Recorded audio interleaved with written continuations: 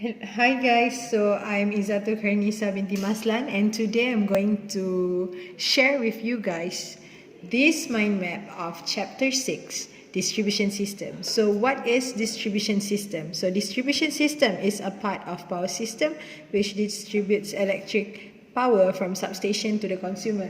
So a distribution system consists of three major parts which are known as feeders, distributor, and also service main. Oops. Okay, so what is feeders? So feeders is a conductor which connects the substation to the area where power is to be distributed. So our main consideration in designing these feeders is the current carrying capacity, and also the current remain the same throughout. So next is distributor. So distributor is a conductor from which tappings are taken from for supplying to the consumers, and also current through is not constant, so tappings are taken at various spaces along its length. So main consideration for this distributor design is a voltage drop along its length, since permissible limit to voltage variations is plus minus 5% of rated value at the consumer terminals. And also, last but not least, service main are generally a small cable which connects the distributor to the consumer terminals. So for this distribution system, there are two classifications here, which is DC distribution system and also the AC distribution system. So in Malaysia, we rarely use the DC distribution system, since the AC, the alternating current, has been really how we call that? Really like the performance of AC is much more powerful than DC though. That's why we are more fond to use AC distribution system nowadays. So in AC distribution system, we have two types, which is secondary distribution and also primary distribution.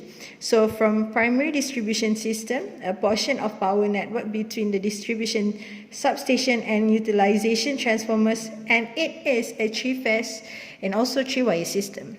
So for secondary distribution system, portion of the network between primary feeders and utilization equipment and step-down transformer, and also secondary circuits are circuits 8 utilization voltage levels. So there are three types of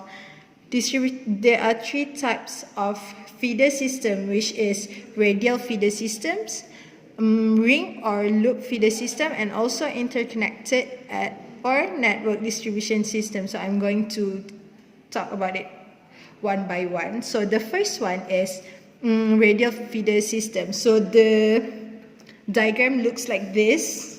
As you can see here, oh my god. As you can see here, the supply main intake and also the load of the sources. So there are advantages and also disadvantages of this feeder system, and the advantages is simplest distribution circuit and also lowest initial cost, but the disadvantages is end of distributor nearest to feeder will be heavily loaded, and also customers depend upon a single feeder or distributor cuts off supply to consumers. For next is ring, or also known as loop feeder system. So this is the diagram. So it interconnected between, so it is connected for like a bit what we call that, a bit complicated than the radial, since we have extra supply of main intake. So in terms of the complexity, a loop feeder system is only slightly more complicated than a radial system, guys.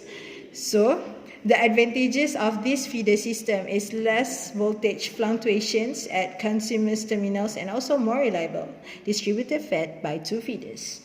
And last but not least, the interconnected network distribution system, and I'm going to share the next part of the mind map. So this is the the diagram of the interconnected distribution system, and as you can see, there are 3 generators included with 3 transformers and also 3 load.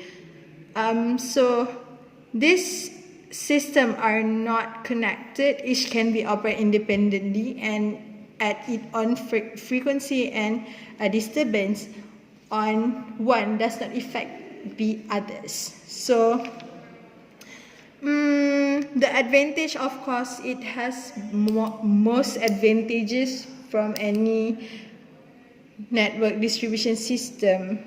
So it is improved overall stability and also provides better continuity of service and more economical. So this is the simplified concept of the network that I've been talking about. So as you can see, how the radial looks like and how the loop looks like, and also how the network looks like. So if anything happened to radial, so it will affect the consumer and also with the loop. But for the network, if one is affected by fault, the other will still work as, it still like function as ever. So that's all from me today. Thank you.